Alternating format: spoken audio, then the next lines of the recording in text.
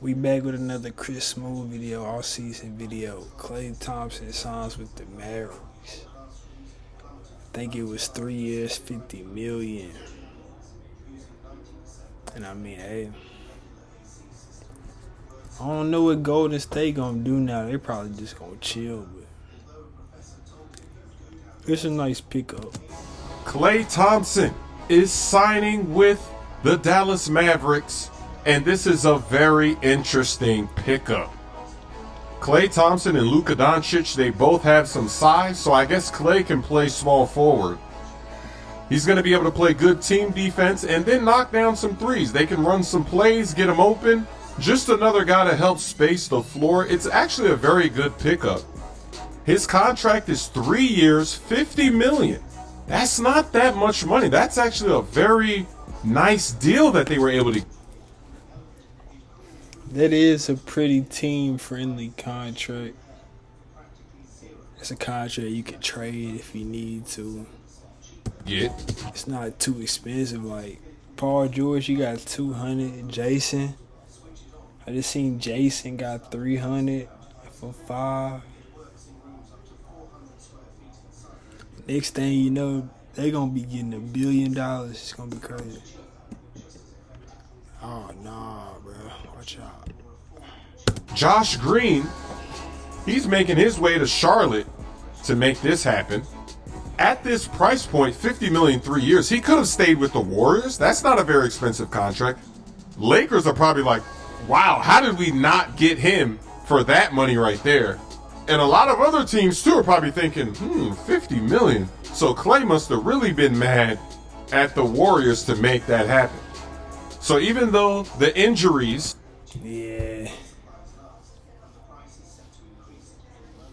Klay was tired of the Warriors. it makes Klay, he's no longer a lockdown defender. You're not just going to put him on the best offensive player. But team defense-wise, he should be okay, and that's really how the Mavs play anyway. They don't really have individual lockdown defenders, but their team defense was great in that playoff run. I still don't know how they made it to the finals. I don't know how they beat Clippers, Thunder. The Thunder series was a surprise. That was crazy. And then the way that they took out the Timberwolves still doesn't make any sense. T-Wolves went 7 games against the Nuggets, but it was easy work. The Mavs got them up out of there fast. Now that I think about it, it really didn't make sense. Like, how is that even possible? But then in the finals, we saw that they didn't have any defense. They reverted back to the Mavs team that we are used to, the team that doesn't have defense. They couldn't stop them. The Celtics were doing whatever they want. They were running whoever offense on Luka. It was just disgusting.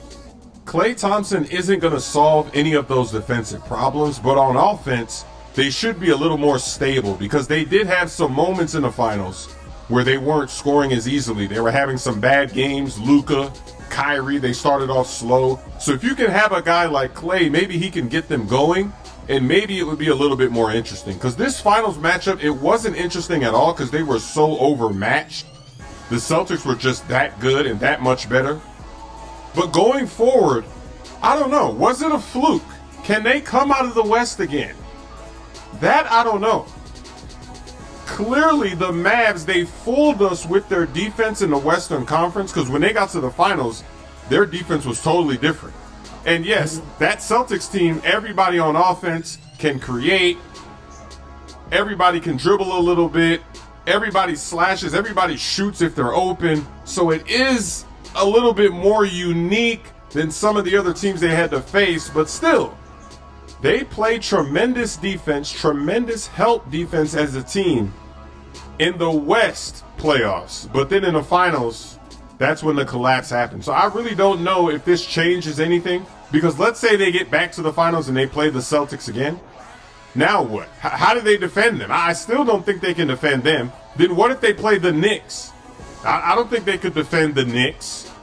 And I don't even know if they would get out of the West again. I think some of those teams like the T-Wolves, they're just so young. Anthony Edwards, he doesn't know how good he is yet. You see the skill, but he doesn't know how to take over a game when you really need it yet. Same thing with the Thunder. Their team is young, very talented. So those teams are going to get better. So going into the future, How do the Mavs get rid of those teams when they know what to actually do, when they're not young and inexperienced? Because this makes the Mavs better, but I don't know if it makes them championship worthy. Mavs fans, get in the comment section. Do you think that now you're ready to go win it all no matter who you face? Do you like this pickup? Or maybe you don't like it. Maybe there's some Mavs fans that don't want Klay Thompson and they wanted something else to go in another direction to get to the next level. So let's see what happens in the comment section. My songs, He Quit the Game, Lob City, and My Camo are now available on all streaming platforms. Good defense. Oh no, I'm jumping. Shit, but like, subscribe, we out, man. Klay Thompson with